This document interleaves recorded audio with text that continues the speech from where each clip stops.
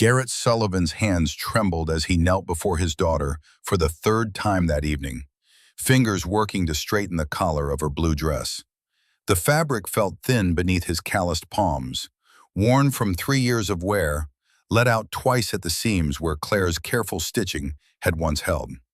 Harper stood perfectly still, understanding without being told that some moments required silence. Her small hand clutched a clay pendant hanging from a simple cord around her neck, crooked letters spelling "Brave" across its surface.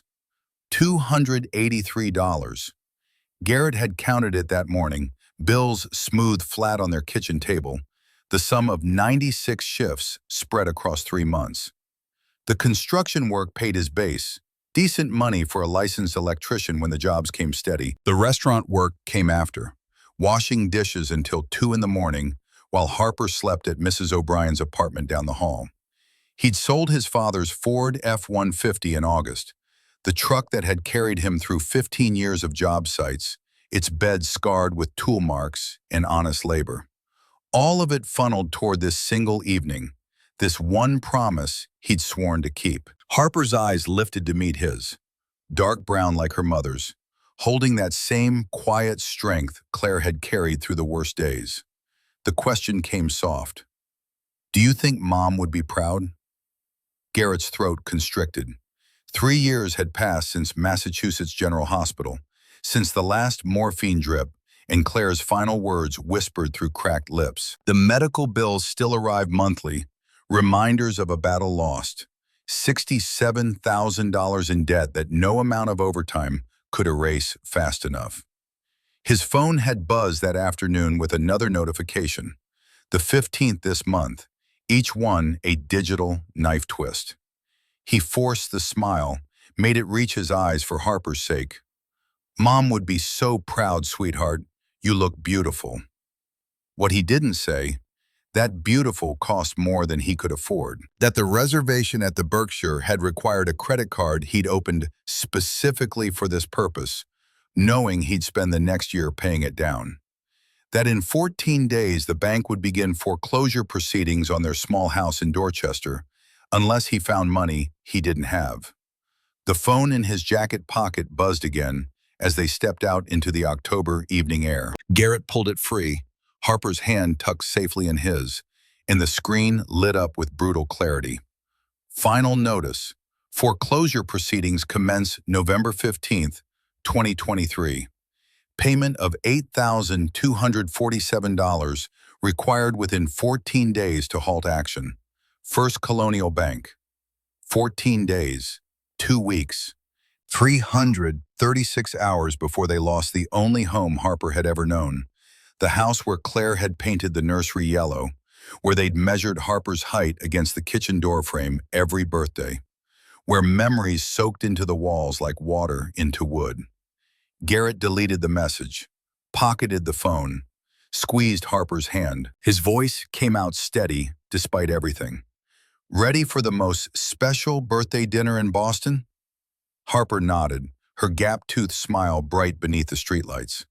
They walked 3 blocks to where he'd parked the borrowed Honda Civic, his coworker Wade's car, lent for the evening because taking the T to a place like the Berkshire would have announced their circumstances before they even arrived. The drive downtown took 20 minutes, Garrett's mind circling the same desperate mathematics it had traced for months.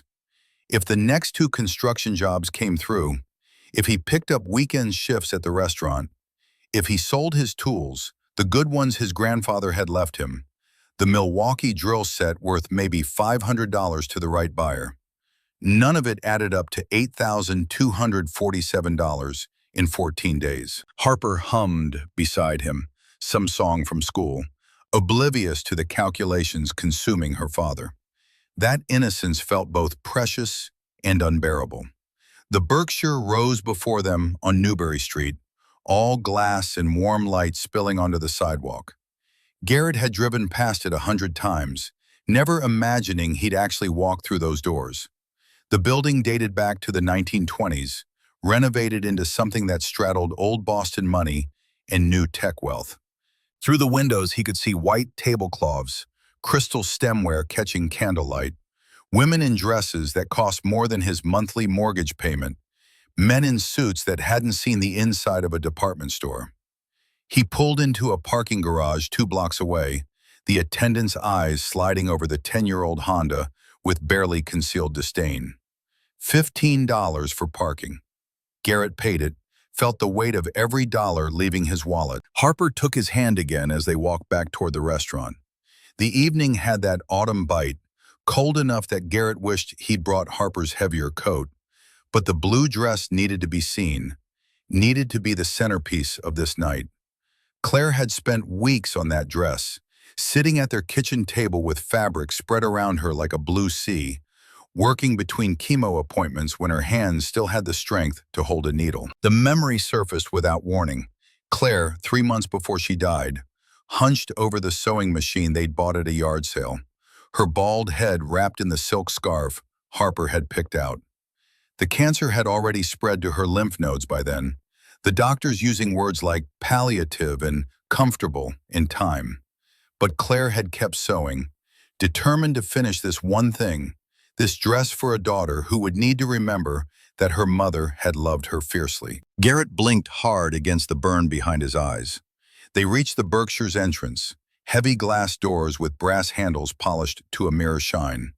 Through the glass, Garrett could see the hostess stand, the marble floors, the careful arrangement of wealth that made spaces like this feel both inviting and exclusionary. His reflection stared back at him. 6 feet of working-class Boston, shoulders broad from labor, hands that knew tools better than wine lists, wearing a charcoal suit from Macy's clearance rack that fit well enough if you didn't look too close at the synthetic blend. Harper squeezed his hand, her small voice pulling him back. "We're going in, right?" The doubt must have shown on his face. Garrett looked down at his daughter, saw her excitement tempered with sudden worry, and felt something harden in his chest. They belonged here as much as anyone. He'd made a reservation. He'd saved the money. Harper deserved this. He squared his shoulders. "Absolutely, we have a reservation and everything." The words sounded more confident than he felt. The interior struck him immediately, the calculated perfection of it all. Floor that gleamed like still water, the soft notes of a piano drifting from somewhere deeper in the restaurant, the scent of fresh flowers and expensive food. Waiters glided between tables with practiced precision, their movements choreographed by years of service to people who expected invisibility from their staff. Garrett approached the hostess stand, Harper's hand warm in his. The woman behind it looked up, smile automatic and professional, her makeup flawless beneath the soft lighting. Her name tag read Lauren, mid-20s, probably working her way through graduate school or paying off loans, but trained well enough to mask any judgment with courtesy. His voice came out steady. "Reservation for Sullivan, 7:30. Lauren's eyes flicked down to her tablet, scrolling, then up to Garrett's face. The smile remained fixed, but something shifted behind her eyes. A quick assessment that took in his suit, his shoes, Harper's dress. The calculation happened in seconds, too fast for most people to notice. But Garrett had spent 36 years learning to read those micro-expressions. He'd seen that look on foremen's faces when he'd shown up at job sites, on loan officers' faces at banks, on teachers' faces during parent-teacher conferences when Claire couldn't make it because she was too sick to leave bed. Lauren's finger paused on her screen. "Sullivan. Yes, I see that here. Unfortunately, there seems to be a system error. That table has been reassigned." The words landed with casual precision, delivered with the same professional smile. Garrett felt something cold settle in his stomach. "I confirmed this morning. I have the email right here." He reached for his phone, but Lauren was already shaking her head, her voice cooling several degrees from where it had started. "I apologize for the confusion. Perhaps you would be more comfortable at a more family-friendly establishment. We do maintain certain standards here regarding appropriate attire." The piano music continued its gentle progression. Conversations at nearby tables flowed on, oblivious. But Garrett heard the dismissal clearly, felt it in the careful way Lauren's eyes avoided direct contact. in the subtle shift of her posture that angled her body away from him. His jaw tightened.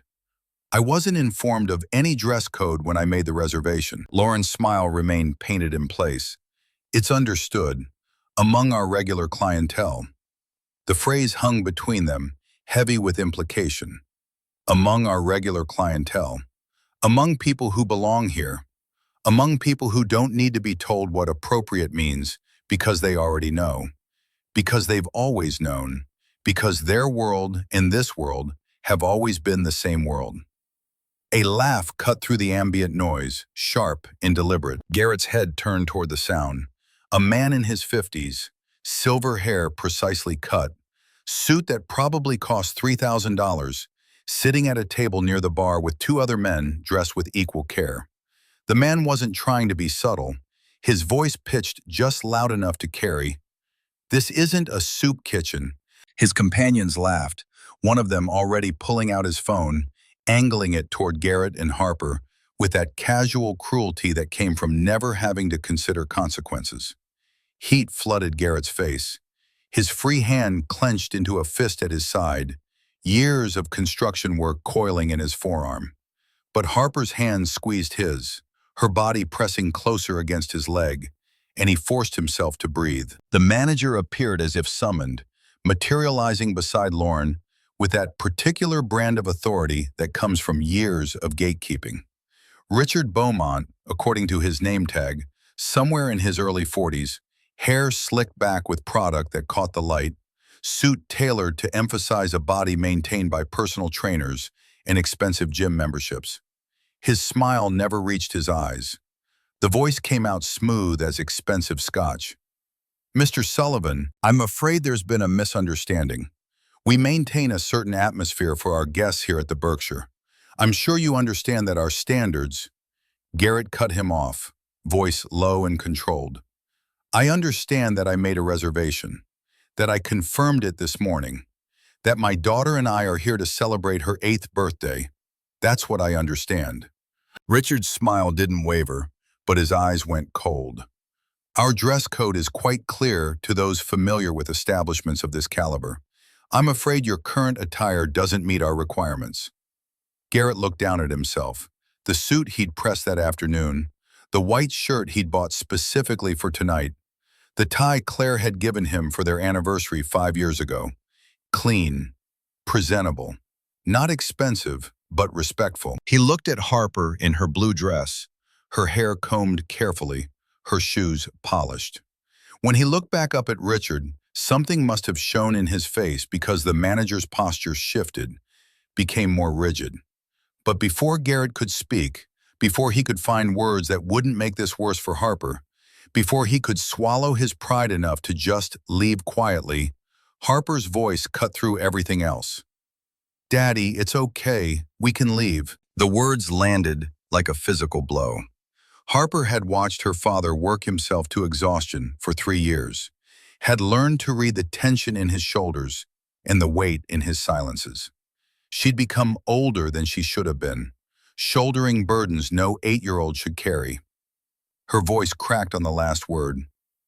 We can have mac and cheese at home.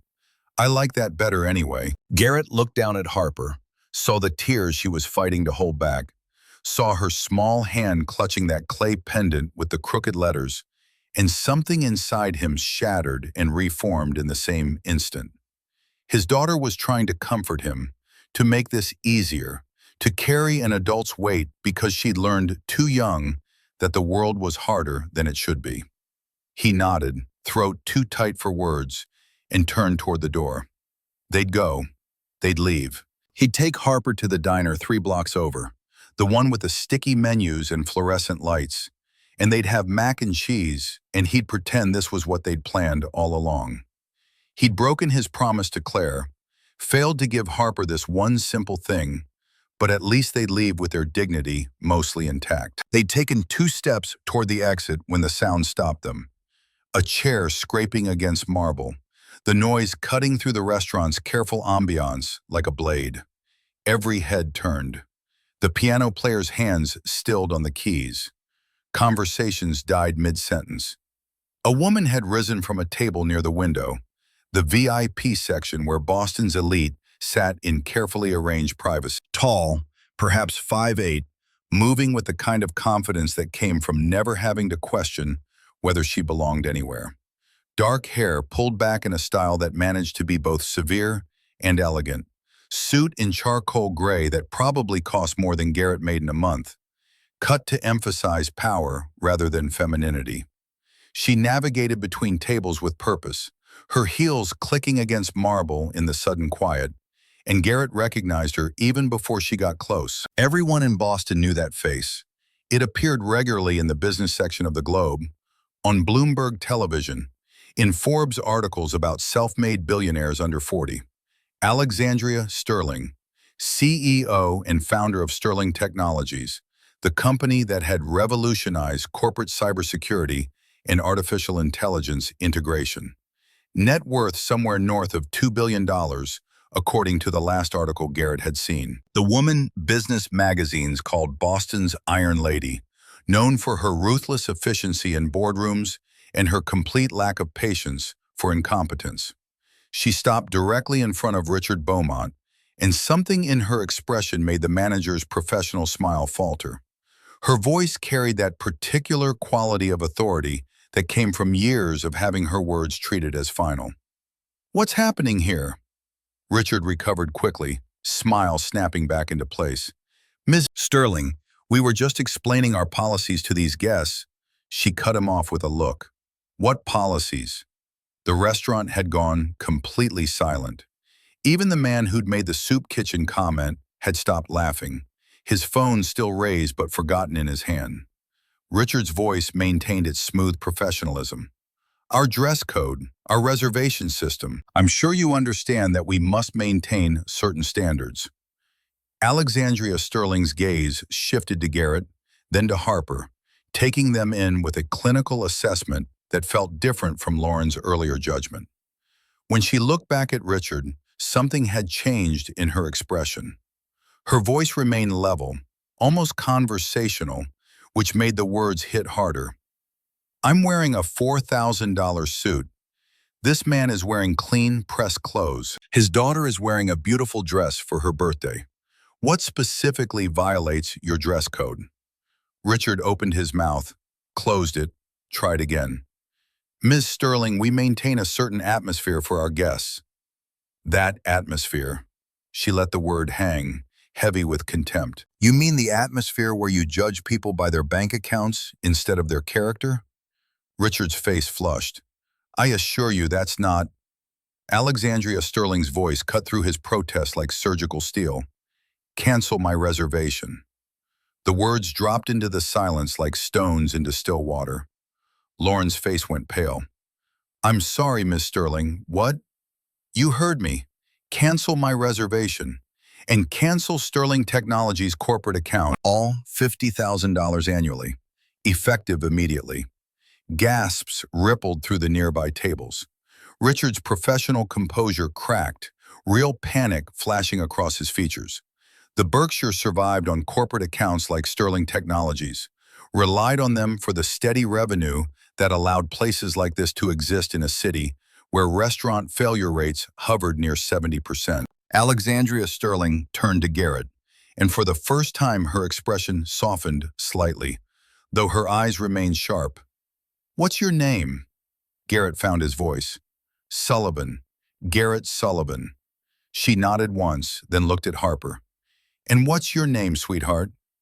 Harper's response came out barely above a whisper. "Harper." Something flickered across Alexandria Sterling's face then, gone too quickly for Garrett to identify. She crouched slightly, bringing herself closer to Harper's eye level, and when she spoke, her voice had lost its corporate edge. "Harper, that's a beautiful name. Is today your birthday?" Harper nodded. Alexandria Sterling straightened, turned back to Richard, and her voice returned to its previous steel. "Set up a table for 3, your best table." Richard blinked. "3? Yes. I'll be dining with Mr. Sullivan and his daughter." She looked at Garrett, extending her hand not down to him, but straight across, equal to equal. "Would you and Harper join me for dinner?" Garrett stared at the offered hand, his mind struggling to process what was happening. This morning, he'd been a construction worker trying to keep his house. Now, Alexandria Sterling, worth billions, was standing up for him against the very kind of exclusivity that had built her world.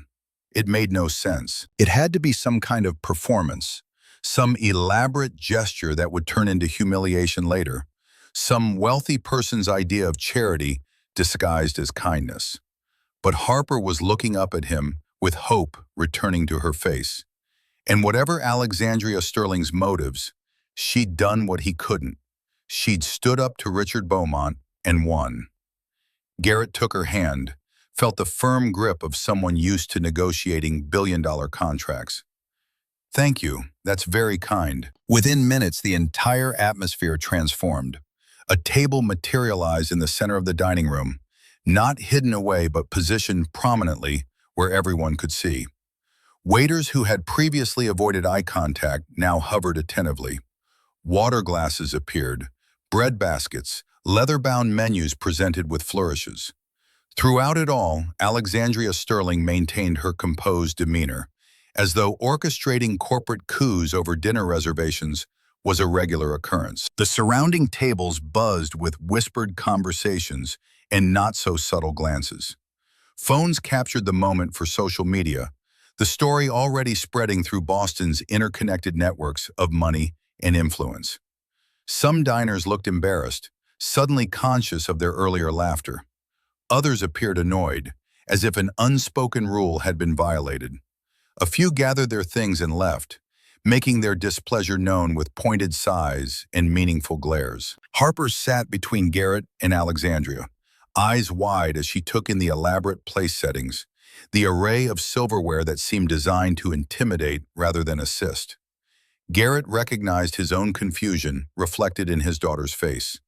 3 forks, 2 spoons, multiple knives, glasses of different sizes for purposes he could only guess at. Alexandria Sterling's voice pulled him back, warm but professional. "Order whatever you like. The lobster here is excellent." Garrett shifted in his chair, acutely aware of the menu prices he'd memorized during weeks of planning. The cheapest entree ran $45. The lobster she'd mentioned came in at $78. His voice came out carefully measured. "That's very generous, but we don't want to impose." "I insist." Her tone left no room for argument. "It's a birthday celebration after all." The waiter appeared, young man in his 20s with the kind of polished presentation that came from expensive hospitality training. He rattled off specials in a cadence that suggested he'd given this speech 100 times, his accent carefully neutral, scrubbed of any regional markers that might suggest he came from the same working-class neighborhoods as Garrett. Alexandria Sterling ordered without hesitation: lobster thermidor, the Wagyu beef, truffle risotto, a bottle of wine whose name Garrett didn't catch, but whose price he could guess from the waiter's reverential tone. She ordered for the table as though feeding strangers at $78 an entree was as unremarkable as buying coffee. After the waiter departed, an awkward silence settled over the table. Garrett struggled for appropriate small talk. What did one discuss with a billionaire CEO who just witnessed your public humiliation? The weather seemed inadequate. The restaurant seemed fraught. Work would only highlight the gulf between their worlds. Harper, unencumbered by adult self-consciousness, broke the silence. "Do you like birthdays, Miss Sterling?" Alexandria's expression softened in a way that seemed unpracticed, as though the gesture required conscious effort. "I do, though I don't celebrate them much these days." Harper's response came with the blunt honesty of childhood. "That's sad. Birthdays are the best days." Something flickered in Alexandria Sterling's eyes, there and gone. "Perhaps you're right." She turned her attention fully to Harper, and Garrett watched his daughter respond to that focus, watched her open up in the way children sometimes did when they sensed genuine interest rather than adult condescension. The food arrived in waves, each course more elaborate than the last, presented with careful artistry that made the meals look almost too beautiful to disturb. Harper's eyes widened at the portions, at the garnishes that looked like small sculptures, at the flavors that were simultaneously familiar and completely foreign. Garrett guided her through the unfamiliar cutlery, grateful for the cooking shows he sometimes watched during late-night insomnia, those glimpses into worlds he'd never thought he'd need to navigate. The conversation flowed around the meal, lighter than Garrett had expected. Alexandria asked about Harper's school, her friends, her interests, showing real attention rather than the performative engagement some adults displayed with children. When Harper mentioned soccer, Alexandria revealed she'd played competitively through college, and the two of them fell into an animated discussion about positions and strategies that left Garrett slightly behind. He watched them talk, watched his daughter's face light up with excitement, watched Alexandria Sterling transform from corporate icon to someone who seemed genuinely invested in an 8-year-old's opinions about midfield positioning. It didn't align with the woman he'd seen in business magazines, the one photographed standing alone in empty boardrooms, arms crossed, expression carved from ice. Then Harper asked the question that changed everything. "Miss Sterling, do you have a mom?" The words hung in the air. Garrett winced, started to redirect. "Harper, that's personal." Alexandria held up a hand, stopping him. For a long moment she was silent, her fork resting untouched on her plate, her gaze focused somewhere past their table. When she spoke, the vulnerability in her voice felt almost physical, something that changed the air around their table. "I did have a mother. She died when I was young, about your age, actually." Harper's expressions shifted to solemn understanding. "Like my mom?" Alexandria's voice dropped lower. "Yes, like your mom." Another pause, longer this time. Garrett watched emotions flicker across Alexandria Sterling's face, watched her struggle with something before deciding to continue. "We didn't have much money. My father left when I was a baby. Mom worked 3 jobs to keep us fed, cleaning offices at night, waitressing during the day, sewing clothes on weekends." She paused, something darkening in her expression. "One night she wanted to do something special. It was my 7th birthday. She'd saved for months to take me to a nice restaurant. Not this nice, but nicer than we were used to." Harper leaned forward, completely absorbed. Garrett felt his own chest tighten, sensing where this was heading. Alexandria's jaw tightened almost imperceptibly. "We got dressed in our best clothes. She wore this yellow dress she'd made herself, spent weeks on it. We walked to the restaurant so excited." Her voice went flat. "The manager took one look at us and said we weren't welcome. Said we didn't meet their standards. My mother tried to explain that she had a reservation, that she'd saved for this. He didn't care. He called security." The table had gone completely still. Harper's eyes had widened, recognition dawning. Alexandria looked directly at Harper now, her voice quiet but carrying across the space between them. "As we were being escorted out, my mother bent down and whispered to me." A pause. She said, "It's okay, honey. We can leave." Harper's breath caught. "She said what I said." Alexandria nodded. "Yes, almost exactly. And it broke my heart then, just like it broke your father's heart tonight. Because children shouldn't have to comfort their parents. They shouldn't have to pretend everything is okay when the world is being cruel."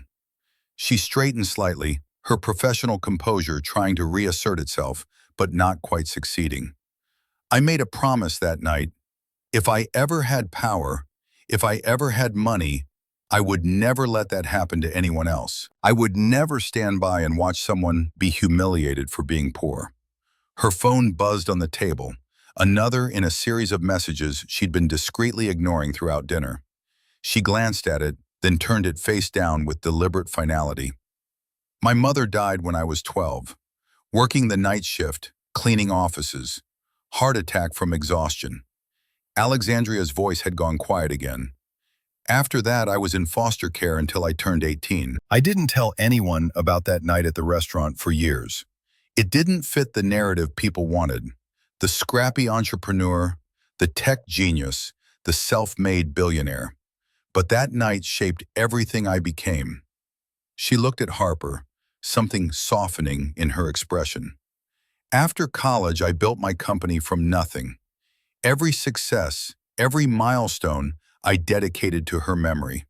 But somewhere along the way, I forgot that promise I made. I became so focused on success, on power, that I stopped seeing people, really seeing them.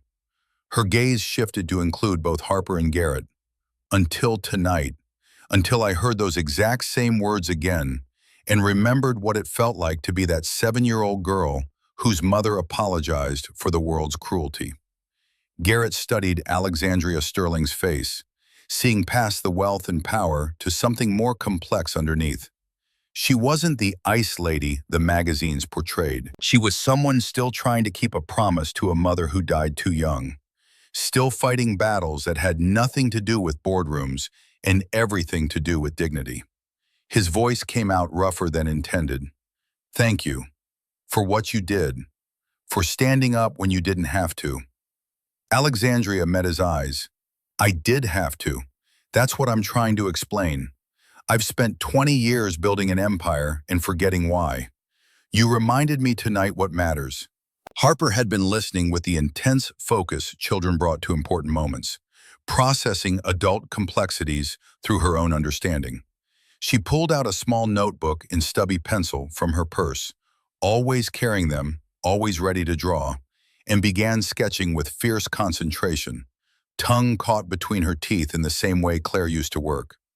After several minutes, she pushed the paper across the table. The drawing showed 3 stick figures standing together, a tall woman in a suit, a man, and a little girl between them. All were smiling. Above them, in Harper's crooked letters, were the words, "New Friends." Alexandria stared at the drawing for a long moment, then carefully folded it and tucked it into her jacket pocket, right over her heart. "May I keep this?" Harper nodded, pleased. "I'll make you more if you want." Alexandria's voice went soft.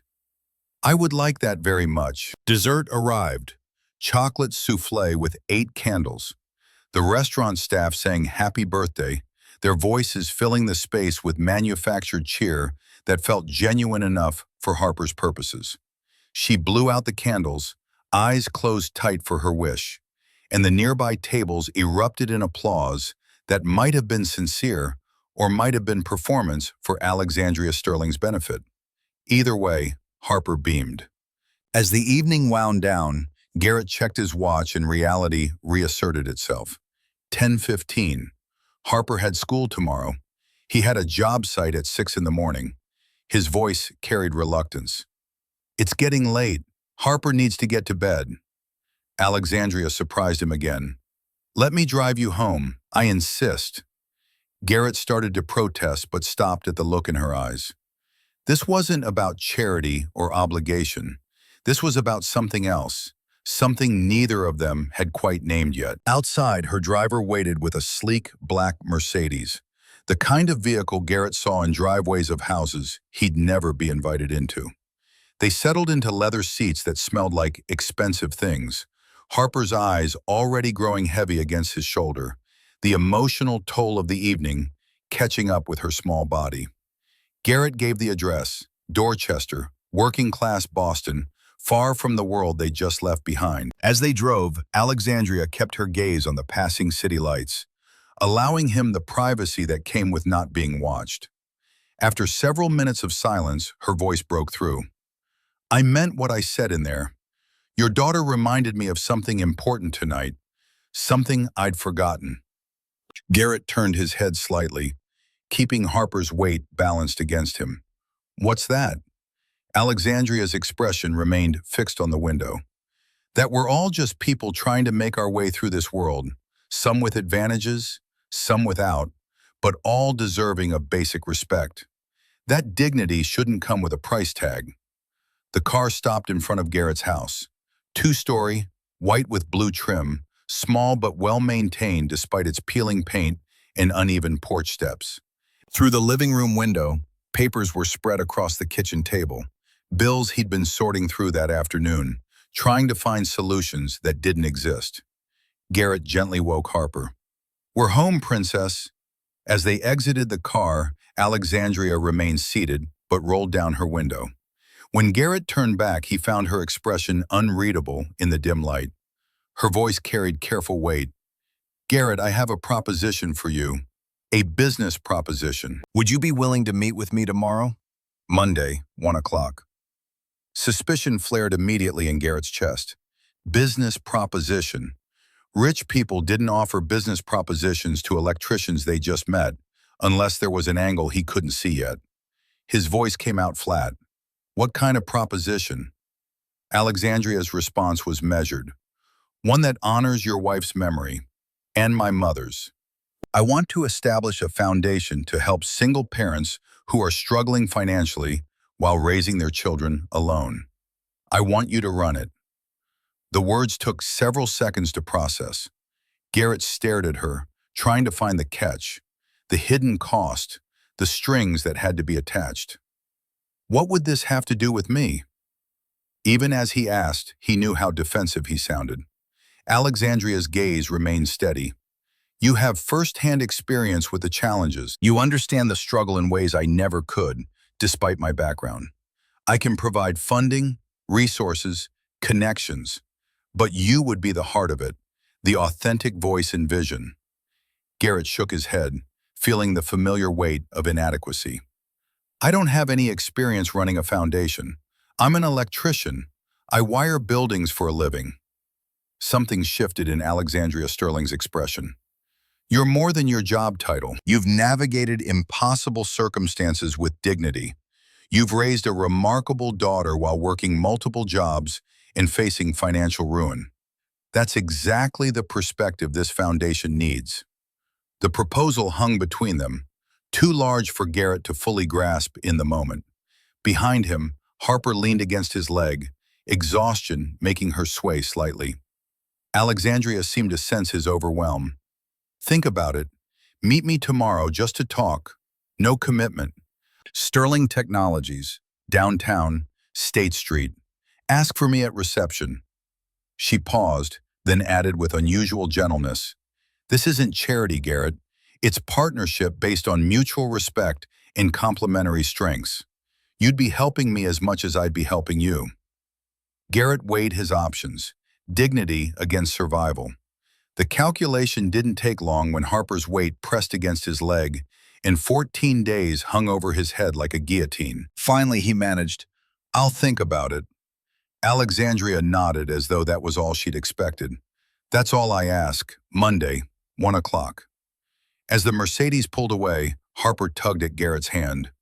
"I like her, Daddy. She's like a warrior princess." Garrett looked down at his daughter, seeing Claire's features in the dim porch light. "What makes you say that?" Harper's voice came out matter of fact. "She's fancy on the outside, but normal on the inside. Like us, but backwards." The observation was so perceptive, so accurate, that Garrett had to laugh despite everything. He unlocked the front door and guided Harper inside, their small house feeling simultaneously like shelter and trap. After tucking Harper into bed, her room still decorated with the stars Claire had painted on the ceiling 3 years ago, constellations they'd looked up together in a book from the library, Garrett sat at the kitchen table and stared at the bills spread across its surface until the numbers blurred. $283 spent, 14 days until foreclosure. A billionaire offering him a job running a foundation he knew nothing about. His daughter sleeping peacefully for the first time in weeks, still clutching that clay pendant that spelled "brave" in crooked letters. Claire's voice echoed in his memory, soft and clear. "Promise me, give Harper a normal childhood." He tried. God knew he tried. But normal had a price tag he couldn't afford, and tonight had proven that beyond any doubt. Garrett pulled out his phone, opened a new message to the number Alexandria Sterling had texted him from earlier. He hadn't noticed when she'd gotten his contact information, but wealthy people had ways of acquiring such things. His thumbs hovered over the keyboard. He typed, "I'll be there Monday, but I'm not looking for handouts." Deleted it. Too defensive. Too proud. Tried again. "See you Monday. Thank you for tonight." Better. Still guarded, but acknowledging her kindness without begging. He hit send before he could overthink it further, then sat in the dark kitchen, listening to the old refrigerator hum and the occasional creak of settling wood, and wondered if he just made the best or worst decision of his life. Monday morning arrived with the particular cruelty of autumn rain, cold enough to seep through inadequate jackets, persistent enough to turn construction sites into mud pits. Garrett stood in the half-finished framework of what would eventually become luxury condominiums in Cambridge, water dripping from his hard hat as he fed electrical wire through metal conduit. His hands moved on autopilot, muscle memory taking over while his mind circled the meeting scheduled for 1 o'clock. Wade Bennett approached through the skeletal structure, boots squelching in the mud, his face carrying that particular expression of someone who'd seen viral content they recognized. 42 years old, foreman on this site for the past 6 years, Wade had worked alongside Garrett long enough to read his moods. His voice carried over the sound of rain on metal. "Heard you had quite a night Friday. Saw you trending on Twitter with that Sterling woman." News traveled fast in their circles, faster when it involved the public humiliation of working men and the intervention of billionaires. Garrett's phone had buzzed all weekend with texts from guys he hadn't heard from in months, suddenly interested in his connection to wealth and power. Garrett kept his focus on the wire. "Just a misunderstanding at a restaurant, nothing to talk about." Wade laughed, the sound carrying disbelief. "Nothing to talk about? You have dinner with the CEO of Sterling Technologies and it's nothing? Come on, man, details." Other workers had drifted closer, drawn by the prospect of gossip that broke the monotony of Monday morning labor. Carlos from plumbing, Mike from drywall, young Tommy who'd just gotten his apprentice license last month, all of them looking at Garrett with expressions ranging from curiosity to something harder to name. Garrett tightened the connection on the conduit, tested it. "There's work to do, Wade. Let's focus on that." The dismissal was clear enough that the others drifted back to their tasks, but Wade lingered, his voice dropping to something more private. "Look, man, I'm happy for you, whatever came out of Friday night, but some of the guys are wondering why you didn't bring any of us along, you know, to this new gig everyone's talking about. We thought maybe you'd remember who had your back when Claire was sick." The words landed like physical blows. These men had covered Garrett's shifts when he'd needed to take Claire to appointments, had loaned him tools when he'd had to sell his own to pay medical bills, had slipped him extra hours when work was slow and he was desperate. His chest tightened. "I've been at this new thing for exactly 3 days, Wade, still figuring out what it even is. But you're right, when I know what I'm doing, first people I'm calling are the guys from this site." Wade's expression softened slightly, though suspicion remained in the set of his shoulders. "So it's for real? Not just some rich lady's pet project to make herself look good?" Garrett thought about Alexandria Sterling's face when Harper had asked about her mother, the rawness beneath her professional exterior. "It's real, I think." The morning crawled toward noon. Garrett worked through his lunch break, needing the distraction of physical labor to quiet the anxiety building in his gut. At 11:30, he cleaned up in the site trailer's bathroom, changing out of his work clothes into the same suit he'd worn Friday, now cleaned and pressed again. The transformation felt uncomfortable, like wearing someone else's skin. Wade caught him on the way out. "Good luck. And hey, remember us little people when you're running your empire." The words were meant as a joke, but carried an edge that Garrett felt all the way to his truck. Sterling Technologies headquarters looked the same as the photos he'd found online. 25 stories of glass and steel reflecting the gray November sky. Garrett walked through the lobby with purpose rather than trepidation, though the calculated perfection still made him acutely aware of his department store suit and worn shoes. The woman behind the reception desk looked up as he approached, her smile professionally neutral until recognition flickered across her face. She'd seen the viral videos too. Her voice came out warmer than he'd expected. "Mr. Sullivan, Miss Sterling is expecting you. 17th floor." The elevator ride gave him time to study his reflection in the polished doors. 36 years old but looking older after 3 years of grief and overwork. Shoulders broad from labor that left permanent marks. Hands that would never quite lose their calluses, no matter how many times he scrubbed them. Alexandria Sterling's office occupied the corner of the 17th floor. Windows on two sides offering views of Boston Harbor and the financial district. She stood at one of those windows when Garrett entered, and for a moment he was struck by how alone she looked, despite being surrounded by an empire she'd built. She turned at the sound of his entrance, her CEO mask sliding smoothly into place. "Garrett, thank you for coming." Her gesture indicated a conference table rather than her imposing desk. Another small signal meant to suggest equality rather than hierarchy. Garrett sat, feeling the quality of the chair beneath him, ergonomic and expensive. Alexandria opened a folder, sliding it across the polished surface. "I've spent the weekend putting this together. I want to be transparent about what I'm proposing." The folder contained a detailed breakdown, a nonprofit organization dedicated to helping single parents facing financial hardship, emergency housing assistance, child care subsidies, job training, legal advocacy. The budget made Garrett's head spin. An initial investment of $5 million with plans to scale based on demonstrated impact. Buried in the middle was a job description for founding director. Salary of $95,000 annually, full benefits, 3 weeks paid time off. More money than Garrett had ever imagined earning, more security than he'd thought possible. His voice came out rougher than intended. "This is a lot of money for someone with no nonprofit experience." Alexandria leaned back, studying him. "You have experience that matters more than any MBA. You know what it's like to choose between electricity and groceries.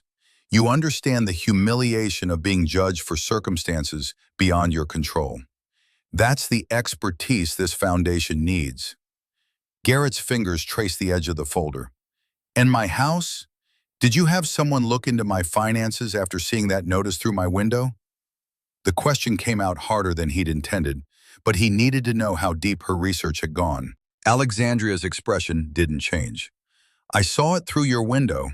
After that, yes, I had my team verify the details, not to invade your privacy, but to understand what we'd need to address. I won't apologize for doing due diligence." She paused, then added with unusual directness, "The foreclosure is real. 14 days. I'm offering to advance you enough against your first year's salary to cover it. That's not charity. It's ensuring my founding director isn't distracted by imminent homelessness." The bluntness should have offended him. Instead, it felt strangely respectful. No dancing around the reality, no pretending his situation wasn't desperate. Garrett flipped through more pages, finding organizational charts and timelines, partnership proposals with other Boston nonprofits, a detailed plan for measuring impact. Alexandria Sterling had spent most of her weekend on this, pulling together a comprehensive framework for something that hadn't existed 4 days ago. His throat felt tight. Why me? Really, there must be dozens of people in Boston with nonprofit experience. Alexandria stood, walking back to the window. Because they haven't lived it. They'd approach this work with sympathy, maybe even empathy. But you have something more valuable. You remember what it feels like to be on the other side, that fury at systems that punish people for being poor. That's what this foundation needs. She turned back to face him. "I can write checks. I can leverage my network.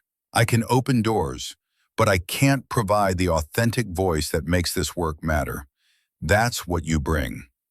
The proposal included one more element that made Garrett's breath catch. A name. The Claire Sullivan Foundation, pending his approval. Not the Alexandria Sterling Foundation or some corporate-branded initiative, but named after his wife. Something shifted in his chest. "You want to name it after Claire?" Alexandria nodded. "If you'll allow that honor. This foundation exists because of what happened Friday night. But what happened Friday night exists because of the promises we made to the people we lost. Your wife, my mother. This is how we keep those promises." Garrett's hands shook slightly as he closed the folder. The offer solved everything in practical terms. But accepting meant acknowledging he couldn't do it alone anymore. Meant becoming dependent on a woman whose world and his would never truly intersect despite Friday's temporary bridge. His voice came out quiet. I need to think about it. Talk to Harper. Alexandria moved back to the table. Of course, but Garrett, don't confuse self-respect with self-destruction. Accepting help isn't surrender, it's strategy. The observation landed too close to thoughts he'd been avoiding. You say this isn't charity, but how is it different? You're offering me a job I'm not qualified for, paying me more than I've ever made, solving my immediate crisis. Her CEO facade slipped for a moment. Respect maybe for pushing back. It's different because I need you as much as you need this. I've spent 20 years building a fortune and forgetting why. This foundation is my chance to course correct before I become the kind of person my mother would have been ashamed of. You're not a charity case. You're the person who can help me keep the promise I broke. She pulled out her phone, showed him a photo. A young woman in a yellow dress, dark hair pulled back, smile bright despite the exhaustion evident in her posture. Elena Sterling, taken maybe 6 months before she died. Alexandria's voice went softer than he'd heard it. She would have loved this, the foundation, the mission, the chance to help others avoid what we went through. I'm not doing this to assuage guilt or buy good PR. I'm doing it because at 38 years old, I finally understand that all the money in the world means nothing if you forget why you wanted it in the first place. Garrett studied the photo, seeing the echoes of Claire in that exhausted smile. What happens if I fail? If I can't figure out how to run a foundation? Alexandria's response came immediate. Then we'll hire people who know what they're doing, and you'll learn from them. I'm not expecting you to have all the answers on day one, but I am expecting you to care about the mission more than the paycheck. That's not something I can teach. Either you have it or you don't. The office door opened and a woman in her 50s entered, tablet in hand. Alexandria barely glanced up. Not now, Jessica. Jessica's voice carried authority. The board moved up tomorrow's meeting. They're calling an emergency session for this afternoon. 4 o'clock. Something tightened in Alexandria's expression. On what grounds? Jessica's glance toward Garrett was almost apologetic. The Tech-Dine merger. They're forcing a vote. Alexandria's jaw set. Tell them I'll be there and have the alternative strategy presentation ready. After Jessica left, silence filled the office. Garrett recognized the tension in Alexandria's shoulders, the way her fingers drummed once against the table before she forced them still. His instinct was to leave, to give her space. But something made him ask, is this about Friday night? About helping us? Alexandria's laugh came sharp. Indirectly, I've been resisting a merger that would be very profitable short-term, but would cost 3,200 jobs. The board wants to move forward. Friday night reminded me why I can't let that happen, even if it costs me politically. She stood, smoothing her suit. I'm sorry to cut this short. Think about the offer. Call me when you've decided. But Garrett, whatever you choose, don't let what happened Friday night be meaningless. Don't let Harper grow up thinking the world will always push back when she reaches for something better. Garrett left the building with the folder tucked under his arm, his mind spinning. Harper's school let out at 3. Garrett picked her up in the borrowed Honda, watching her run across the playground. She climbed into the passenger seat and immediately launched into a detailed account of her day. The math test she'd aced, the argument during kickball. Then her voice went smaller. Madison Thompson said we only got to eat at that fancy restaurant because the lady felt sorry for us. That we're charity cases. Garrett's hands tightened on the steering wheel. What did you say? Harper's response came defensive. I told her Ms. Sterling offered you a job because you're qualified, but Madison showed everyone the video where the man said we didn't belong, and kids were laughing. Garrett pulled the car over, unable to drive safely through the emotions churning in his chest. He turned to face Harper, saw the confusion and hurt in her eyes. His hands cupped her face gently. Listen to me. What happened Friday night wasn't about us not belonging. It was about small people trying to make themselves feel bigger. Ms. Sterling stood up for us because she knew that was wrong. Anyone who laughs at that video is showing you who they are. You don't need to waste energy on their opinions. Harper nodded, but doubt lingered in her eyes. She was learning too young that defending yourself only worked when people were willing to listen. That evening, after Harper disappeared to her room, Garrett sat at the kitchen table with the folder spread before him. His phone buzzed. Wade Bennett. Hey man, hate to ask, but can you cover Saturday? Wife's birthday. We'll owe you big time. Garrett stared at the message. Saturday would be his fourth 14-hour day this week. Another shift meant another $120, meant eating into time with Harper, meant pushing his body closer to the breaking point. He typed back, can't, sorry, have Harper this weekend. Wade's response came fast. Thought you might be too busy now for us regular folks. My mistake. The accusation stung. Garrett was considering leaving this world behind, climbing into a glass tower where people like Wade would become references to his old life, rather than his current reality. Harper emerged from her room an hour later, clay pendant in hand. Daddy, can you help me make another one of these? For Miss Sterling? The request surprised him. You want to give her one? Harper nodded, gathering supplies. She looked sad when she talked about her mom.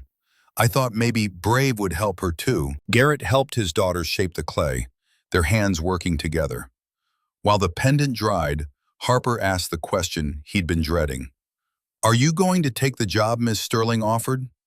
He should have been surprised she knew, but Harper had always been observant. I don't know yet. What do you think I should do? Harper considered this with seriousness. I think you should do it if it makes you happy. You haven't been happy for a long time. The observation landed with devastating accuracy. His daughter had been watching his unhappiness for 3 years, carrying awareness of his struggle in addition to her own grief. His voice came out rough. I'm happy when I'm with you. Harper's response held no accusation, just truth. You're worried when you're with me. That's different. After Harper went to bed, Garrett sat alone with his phone. The viral videos had accumulated millions of views. Comment sections split into predictable camps, those celebrating Alexandria Sterling's intervention, those accusing him of exploiting her sympathy. One comment caught his attention. Why doesn't she just write him a check? This is textbook charity with extra steps to make the rich lady feel good. The accusation echoed his own doubts. He kept scrolling, found another.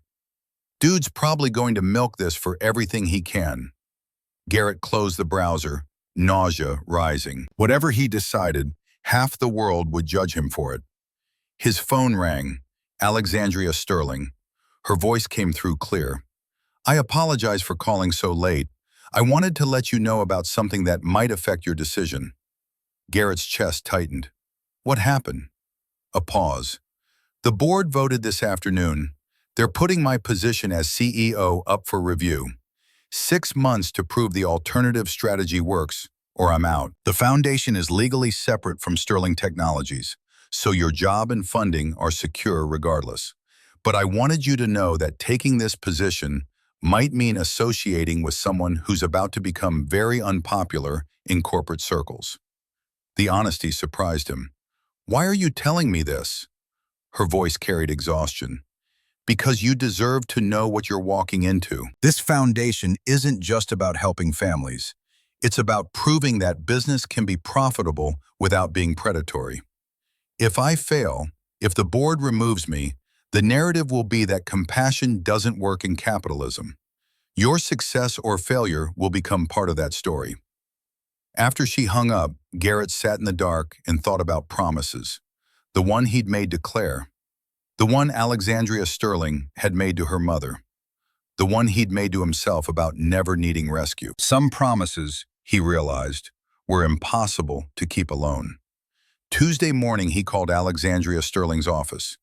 I'll take the job, on 2 conditions. Her assistant connected him directly. "I'm listening." Garrett's grip tightened on the phone. "First, whatever happens, I get final say on how we help people. I won't be a figurehead while consultants make decisions based on spreadsheets." "Agreed." "Second, I need regular hours. Nothing that consistently takes me away from Harper. She's been through enough." Alexandria's response came immediate. "Done. Standard business hours. Weekends off unless there's genuine emergency. Your schedule adapts around Harper's needs." The ease of her agreement suggested she'd anticipated both demands. "When do I start?" "Next Monday. That gives you a week to wrap up construction commitments."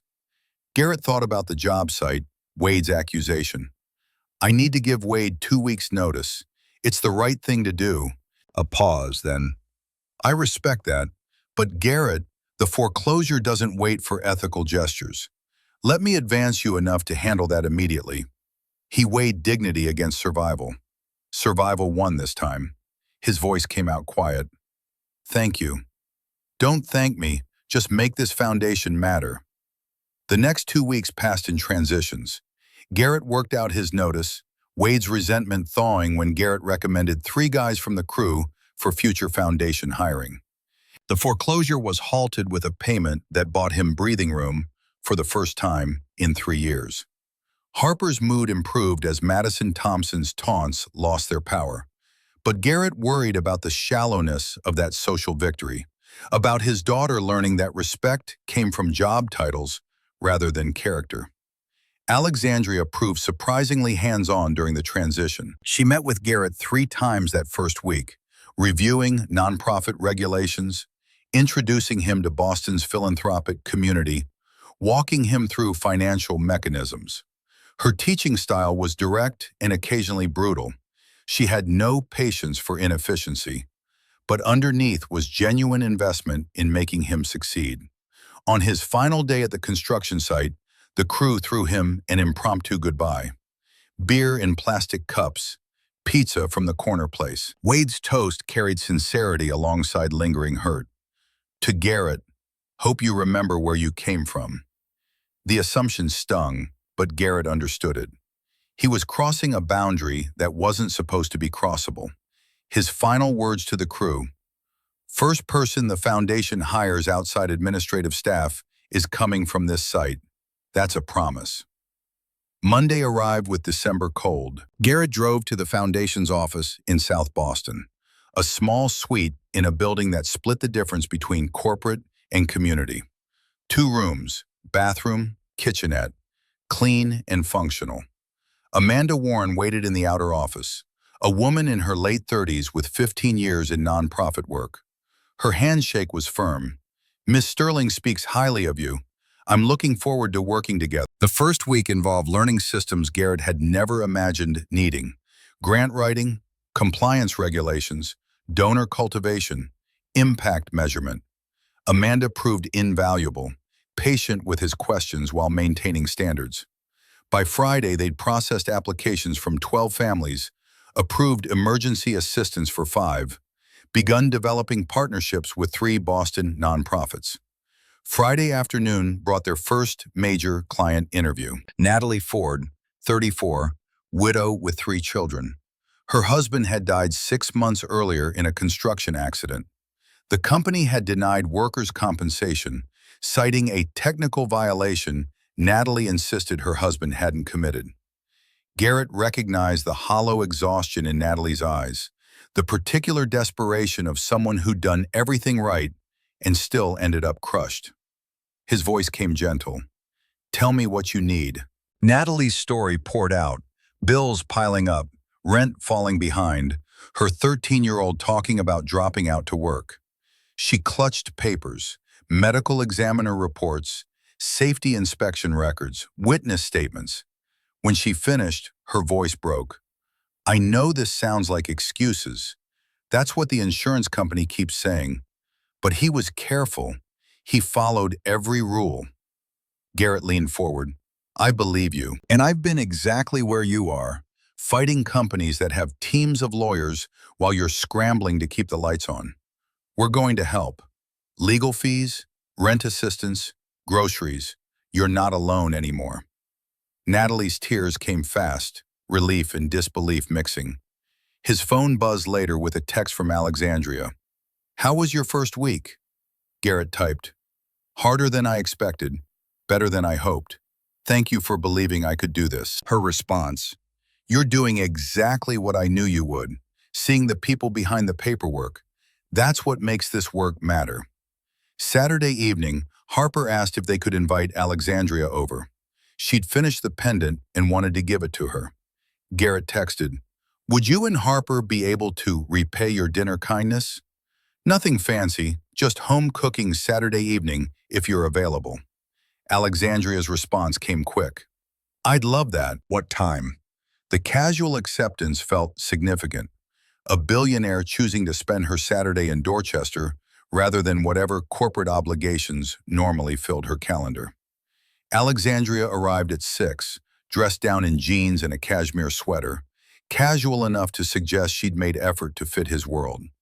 Harper presented the clay pendant immediately. I made this for you, because you were brave for us. Alexandria took it with reverence, fingers tracing the imperfect letters. This is the second most precious gift I've ever received. May I wear it now? Harper helped clasp it around her neck. The clay pendant looked absurd against the cashmere. Alexandria wore it without irony. They cooked together, baked chicken, roasted vegetables, rice pilaf elevated with fresh herbs. Alexandria moved through the kitchen with surprising competence, chopping vegetables and following directions. During dinner, Harper monopolized conversation, telling Alexandria about school and soccer. Garrett watched them interact, saw genuine interest in Alexandria's responses, the way she asked follow-up questions that showed she actually listened. After Harper went to bed, they sat on the back porch wrapped in blankets despite the cold. Alexandria's voice broke the silence. Thank you for this. I can't remember the last time I spent an evening that felt this normal. Garrett understood the absence of performance, the simple pleasure without weight of expectation. Harper really likes you. She doesn't warm up to people easily. She's remarkable. You're doing an incredible job with her. The validation settled in his chest. Some days I feel like I'm barely holding it together. Alexandria's laugh came soft. That's just parenting and life. Everyone feels that way. Some people are just better at hiding it. They talked until midnight, conversation ranging from foundation strategy to childhood memories to the weight of promises made to people no longer there. Garrett found himself sharing stories about Claire he hadn't told anyone. When Alexandria finally left, she paused at the door. This, tonight, the foundation, everything, it's not charity, Garrett. It's partnership between people who refuse to forget where they came from. After she drove away, Garrett stood on his porch, understanding that something had shifted. They'd crossed from professional courtesy into genuine friendship, built on shared understanding. His phone buzzed. Wade Bennett, heard you already made good on your promise. Thanks for recommending Jimmy and Carlos for that workshop program. Changes my opinion some. Garrett smiled, grateful for small mercies and second chances. Rising didn't mean forgetting. It meant bringing others along. The foundation's first crisis arrived on a Tuesday morning in late January, carried in Natalie Ford's trembling hands as she entered the office without an appointment. 6 weeks had passed since Garrett had promised to help her fight the workers' compensation denial. Amanda was out meeting with potential donor organizations, leaving Garrett alone when Natalie burst through the door, her face carrying the particular devastation of someone whose world had just collapsed for the second time. Her voice came out strangled. I found something about the company that denied my claim. Garrett gestured to the chair across from his desk, his chest already tightening with anticipation of bad news. Natalie pulled out her phone, hands shaking as she scrolled through screenshots, then turned the screen toward him. The document showed corporate ownership records. Apex Construction Supply, the company that had employed her husband, had been acquired 5 years earlier by a larger conglomerate. And that conglomerate was a subsidiary of Sterling Technologies. The words hit like physical blows. Garrett stared at the screen, his mind racing through implications. Alexandria Sterling's company, the woman who'd stood up for him at the Berkshire, who'd created this foundation, who'd become something like a friend over the past 2 months, her company had denied Natalie's legitimate claim to save money. Natalie's voice cracked. Did you know? Was this whole thing just guilt money? Some billionaire's way of covering up what her company did to my family? Garrett's throat went dry. I didn't know, I swear to you. I had no idea. But even as he said it, doubt crept in. How could Alexandria not have known?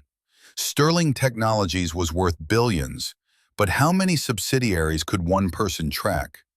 After Natalie left, still crying, still uncertain whether to trust anything the foundation offered, Garrett sat at his desk and pulled up Sterling Technologies' corporate structure. The rabbit hole went deep.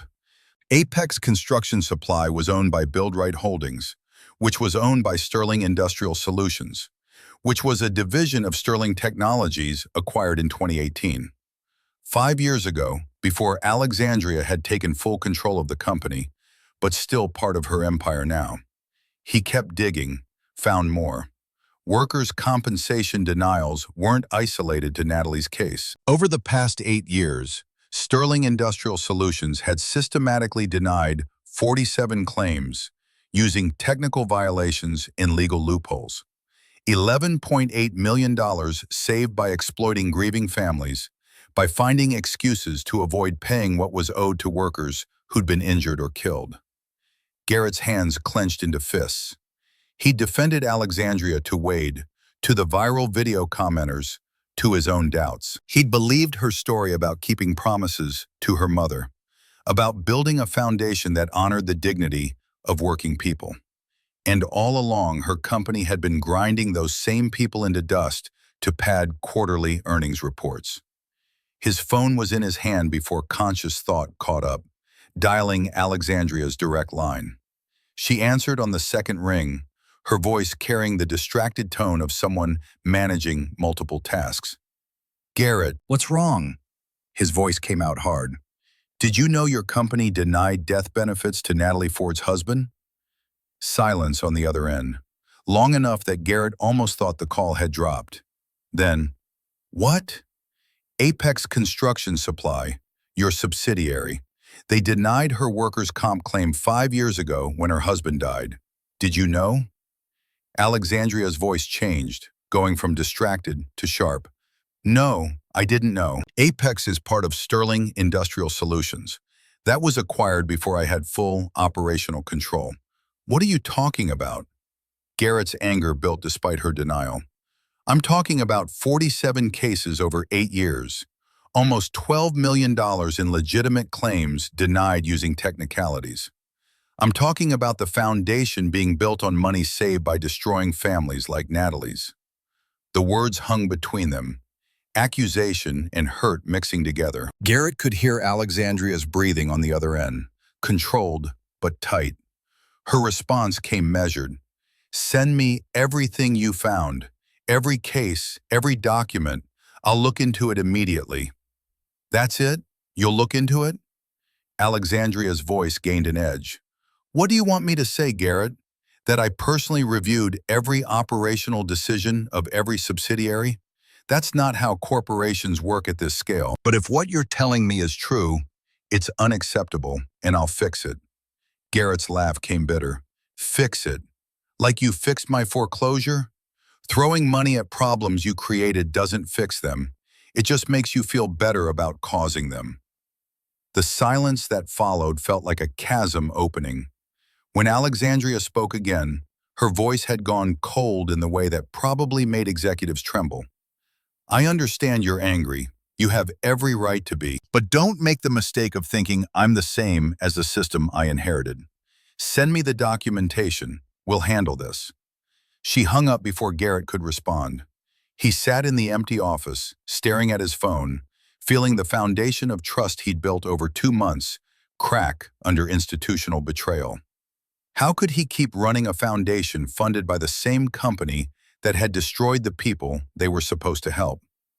The afternoon crawled past. Garrett compiled every document he'd found, every denied claim, every exploited loophole, and emailed them to Alexandria with a subject line that read simply, "Your company's victims."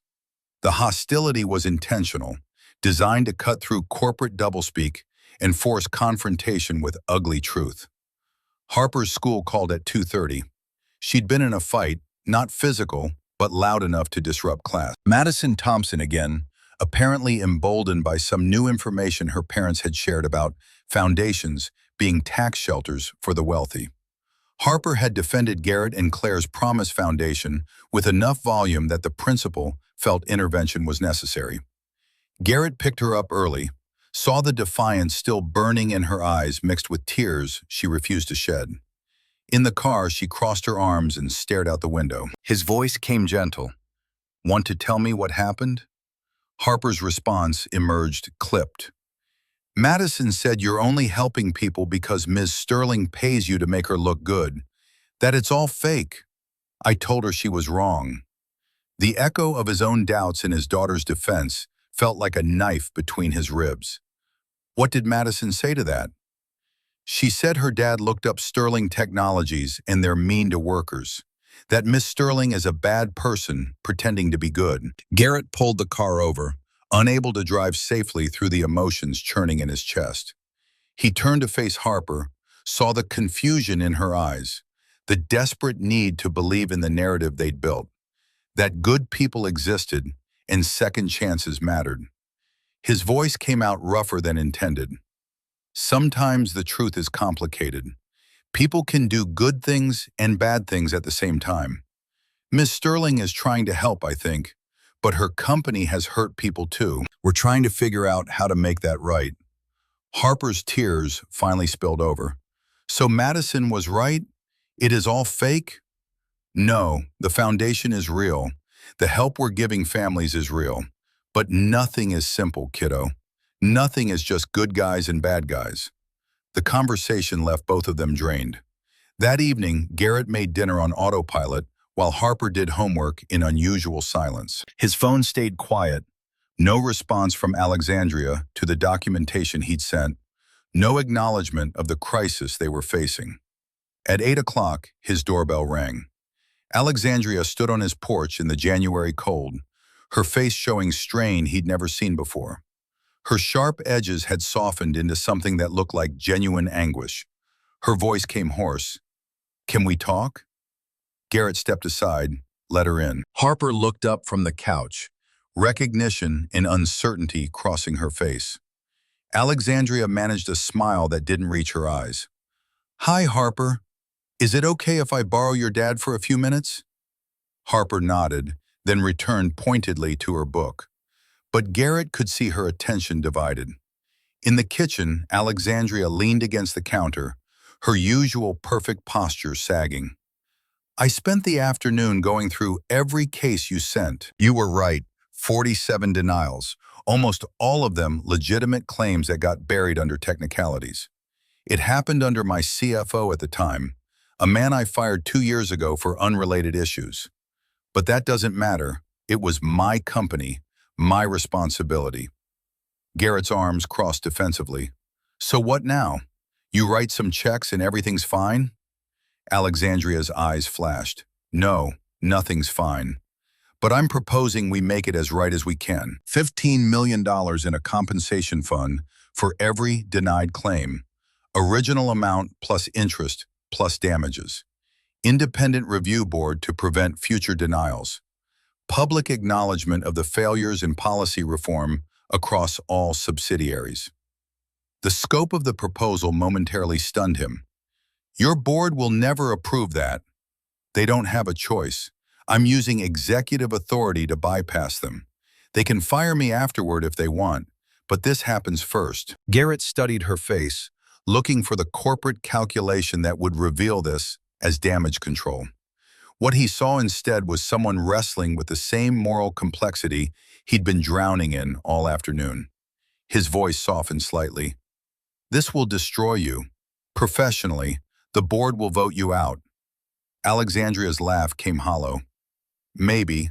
Or maybe it shows that accountability matters more than quarterly earnings. Either way, it's the right thing to do. You taught me that. I didn't teach you anything. You did. You and Harper. Friday night at the Berkshire, you showed me what it looks like when people refuse to let the world diminish them. This is me refusing to let my company diminish others. She pulled out her phone, showed him an email draft addressed to the Sterling Technologies board. I'm sending this tonight. Emergency meeting tomorrow. They'll try to stop me, but the damage will be done. Once this becomes public, they can't walk it back without destroying the company's reputation worse than the payout would. Garrett's chest felt tight watching her prepare for corporate suicide. Why are you really doing this? Don't tell me it's about keeping promises to your mother. This is career annihilation. Alexandria met his eyes directly. Because you were right this afternoon. Throwing money at problems I created doesn't fix them. It just makes me feel better. This is actual fixing. Painful, expensive, potentially catastrophic fixing. And yes, part of it is keeping promises, but part of it is also that I can't look Harper in the eye and tell her to be brave if I'm too scared to face my own company's failures. She moved toward the door. I should go. Let you process this. The board meeting is at 2 tomorrow if you want to be there. Not required, but you should know what you're tied to. After she left, Garrett stood in his kitchen trying to sort through tangled emotions. Anger at the denials, respect for Alexandria's proposed response, fear that this would destroy everything they'd built with the foundation, confusion about why her potential downfall mattered to him beyond professional concern. Harper appeared in the doorway, still clutching her book. Is Ms. Sterling in trouble? Garrett nodded. Yeah, she's trying to fix something her company did wrong, and it might cost her everything. Harper's response came with certainty. Then we should help her, like she helped us. The simplicity cut through Garrett's complicated adult reasoning. Alexandria had stood up for them when it would have been easier to look away. Maybe that obligation ran both directions. Wednesday morning, Garrett called Amanda, explained what he'd discovered and what Alexandria was proposing. Amanda's response combined professional assessment with personal disgust. Yes, the foundation should support Alexandria's accountability measures, but they needed to be prepared for potential funding cuts if the board retaliated by killing the foundation entirely. By noon, Garrett had drafted a statement for the foundation to release. Full support for the compensation fund, acknowledgement that they'd been unknowingly funded by money saved through denied claims, commitment to accepting donations only from sources that met ethical standards going forward. The statement would likely alienate some donors who preferred foundations that didn't question their funding sources. Sterling Technologies headquarters at 145 felt different than his first visit. The lobby carried tension, employees clustered in whispered conversations. Garrett rode the elevator to the 17th floor, where a receptionist directed him to the boardroom. The space was designed to intimidate: long mahogany table, leather chairs, floor-to-ceiling windows. 12 board members sat in varying states of hostility and concern. Gerald Whitmore at the head, silver-haired and radiating authority. Maggie Holloway to his right, expression unreadable. Alexandria sat at the opposite end, isolated. When Garrett entered, surprise flickered across her face. Gerald's voice carried dismissive curiosity. Mr. Sullivan, I wasn't aware you'd been invited to this meeting. Garrett took an empty chair near the door. Miss Sterling mentioned it was happening. Thought I should understand what the foundation is connected to. The foundation. Gerald's tone made it sound like a disease. Yes, let's discuss how Miss Sterling's charitable impulses have distracted her from fiduciary responsibility to shareholders. What followed was 2 hours of corporate warfare. Gerald presented data showing stock decline since Alexandria had rejected the Tech-Dyn merger, projections of further losses if she proceeded with the compensation fund, arguments that accountability would open Sterling Technologies to additional lawsuits. Other board members piled on, questioning her judgment, suggesting her personal history had clouded her business acumen. Alexandria countered with her own data, long-term sustainability models, ethical branding value, employee retention statistics. Her presentation was thorough and compelling, but Garrett could see the board's skepticism. The breaking point came when Gerald called for a vote on Alexandria's removal as CEO. Garrett's voice cut through before anyone could respond. "Before you vote, I have something to say." All eyes turned to him. Gerald's expression suggested a man tolerating an interruption from someone who had no business being in the room. "You weren't invited to speak, Mr. Sullivan." Garrett stood anyway, moving closer to the table. "2 months ago, your CEO stood up in a restaurant when no one else would. She risked her reputation to defend a stranger and his daughter from public humiliation. Not because it benefited her, but because it was right." He looked around the table. "Now she's trying to do the same thing here. Stand up and say that saving money by denying legitimate claims to grieving families is wrong. And you're punishing her for it. You're proving that in your world, profit matters more than people." Gerald's face reddened. "This is a business, Mr. Sullivan, not a charity. Our responsibility is to shareholders." "Your responsibility?" Garrett felt heat rising in his chest. "Is that what you tell yourselves when you deny death benefits? That responsibility to shareholders justifies destroying families? Natalie Ford has 3 kids who lost their father. Your company saved $100,000 by claiming he violated safety protocol he actually followed. That's not responsible business. That's institutional cruelty disguised as duty." Maggie Holloway leaned forward. "Mr. Sullivan makes a point. We can argue about short-term stock performance, but long-term reputation damage from this scandal could be catastrophic. If the compensation fund prevents that, it's smart risk management." The argument shifted then, becoming less about morality and more about pragmatic calculation.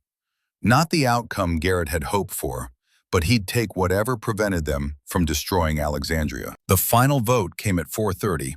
7-5, Alexandria retained her position as CEO. But the conditions were brutal. 6 months to prove the alternative strategy worked. Quarterly reviews, mandatory board consultation on any decision affecting company value by more than $5 million. As board members filed out, Garrett waited by the windows. He'd gambled his credibility on that speech, potentially his relationship with Alexandria, if she'd wanted him to stay silent. She approached slowly, exhaustion evident. "You didn't have to do that." His response came quiet. "Yeah, I did." "Why?" Garrett met her eyes. "Because you stood up when it mattered. Seemed only fair to return the favor." Something shifted in her expression, gratitude mixing with something else he couldn't quite identify. "Thank you for believing this was worth fighting for." They stood in silence, the city spreading below them in the late afternoon light. Garrett understood they'd crossed another threshold, from professional partnership to genuine alliance. His phone buzzed with a text from Harper. "Did you help Ms. Sterling?" He typed back, "I tried. She helped herself mostly." Harper's response, "Good. Brave people help each other." The next 3 months passed in expansion and transformation. The compensation fund story broke nationally, splitting opinion along predictable lines. But underneath the noise, 47 families received checks that changed their circumstances. Money couldn't bring back lost spouses or restore lost years, but it provided breathing room, acknowledgement that their suffering had mattered. Claire's Promise Foundation doubled its staff, expanded to Philadelphia and Detroit, helped over 800 families in the first quarter. Garrett discovered unexpected talent for translating lived experience into compelling grant proposals. The work exhausted him in ways that felt meaningful. His relationship with Alexandria deepened through shared crisis and mutual respect. Weekly dinners became tradition, sometimes at his house with Harper, sometimes at quiet restaurants, occasionally at her penthouse, where Harper claimed the guest room had better views than any house in Dorchester. The boundaries between professional and personal blurred in ways Garrett stopped trying to clearly define. Harper thrived. Her confidence grew as Madison Thompson's criticisms became impossible to sustain. She volunteered at the foundation office on Saturdays, helping with filing and greeting clients. One evening in late March, after Harper had gone to bed, Alexandria sat on Garrett's back porch, wrapped in a blanket. The spring air carried warmth for the first time since winter. Her voice broke through carefully. "I need to ask you something, and I need you to be honest." Garrett's chest tightened. "Okay, us, the foundation, whatever we're building, it's become the most important thing in my life. Not the company, not the money, you and Harper." She paused, struggling with vulnerability. "But I need to know if you feel obligated. If the power dynamic means you can't actually choose this freely." Garrett understood the question beneath the question. 3 months ago, I would have said yes, that I felt obligated, that I couldn't separate what you'd done from whatever I felt. But that's not true anymore. You've become necessary, not because you saved us, but because you see us, really see us. And I think, maybe, we see you too. Alexandria's hand found his in the darkness. "I'm terrified of this, of needing someone, of giving them power to destroy me if they leave." Everyone who's loved someone is terrified. That's how you know it matters. They sat holding hands until the cold drove them inside, neither naming what had shifted, but both feeling its weight. 2 weeks later, Harper orchestrated what she called their friendversary, 1 year since the Berkshire. She decorated Garrett's house with photos documenting their year together, created a timeline of foundation milestones, baked a cake that listed slightly but tasted perfect. Alexandria arrived bearing gifts, professional soccer gear for Harper, antique tools for Garrett that had belonged to her grandfather. Garrett's gift to Alexandria was the framed drawing Harper had made that first night, preserved as a reminder. After dinner, Harper announced with transparent casualness that she was exhausted and going to bed early. Before disappearing upstairs, she whispered to Alexandria, loud enough for Garrett to hear, not to let him chicken out. Alone in the living room, they finally addressed what had been building. Alexandria spoke first. "I'm in love with you, both of you. And it terrifies me because I don't know how to do this, how to be vulnerable, how to trust you won't leave when it gets hard. But Harper's right. I can't keep pretending this is just friendship." Garrett's voice came out rough. "Claire died 3 years ago. I thought that part of me died with her. But you've reminded me what it feels like to want something beyond survival, to imagine a future that isn't just getting through each day." They kissed then, tentative and certain at once. Two people who'd built trust through crisis, discovering what it meant to build something else entirely. Upstairs, Harper peeked through the banister, smiled, and whispered to her mother's memory, "I think we're going to be okay, Mom. All of us." The next morning brought news that the Berkshire had been sold. Alexandria had quietly purchased it months earlier. The restaurant reopened with a new mission, half traditional fine dining, half community cafe with subsidized meals. The Berkshire Community Table Program, ensuring what happened to Garrett and Harper would never happen to anyone else.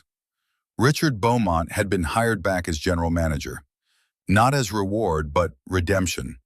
He'd lost everything after the viral videos, reached out to Alexandria begging for a chance to build something better. On opening night, the first community table guests arrived, a single father with 2 daughters, nervous and overwhelmed. Richard personally seated them, promised they belonged there as much as anyone. Garrett, Alexandria, and Harper attended, sitting at the same table where they'd first shared a meal. As they finished dessert, Harper looked between them. "Are you two going to get married?" The directness stunned them. Alexandria recovered first. "Would that be okay with you if we did? Someday?" Harper's response came with certainty. "You're already my family. Getting married just makes it official." Garrett felt tears threatening, overwhelmed by his daughter's capacity to embrace change. Harper had learned early that family wasn't about blood.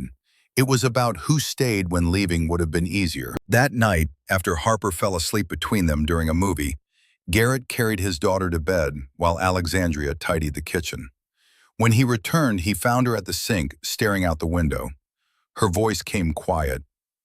I never thought I could have this. Family, home, people who matter more than the next deal. I spent 20 years convinced vulnerability was weakness. Garrett moved behind her, arms wrapping around her waist. And now? Now I understand that the strongest thing I've ever done was admit I needed help, that I couldn't build something meaningful alone. She turned in his embrace. You showed me that, you and Harper. You showed me that real strength isn't about never falling. It's about having someone believe you're worth standing back up. They stood together in Garrett's small kitchen, two people from different worlds who'd found common ground and understood that what they'd built was worth protecting. Not just the foundation or the restaurant or the public narrative, but the private truth that love sometimes emerged from crisis, that second chances required courage, that family could be chosen as powerfully as it could be born. Outside, spring continued its arrival in Boston. In neighborhoods where people struggled and survived and occasionally thrived, families helped by Claire's Promise Foundation built their own second chances. And in a small house with peeling paint and uneven porch steps, three people who'd learned that belonging didn't require wealth created something rare. A home built not on perfection, but on the choice to keep building together when the world made that difficult.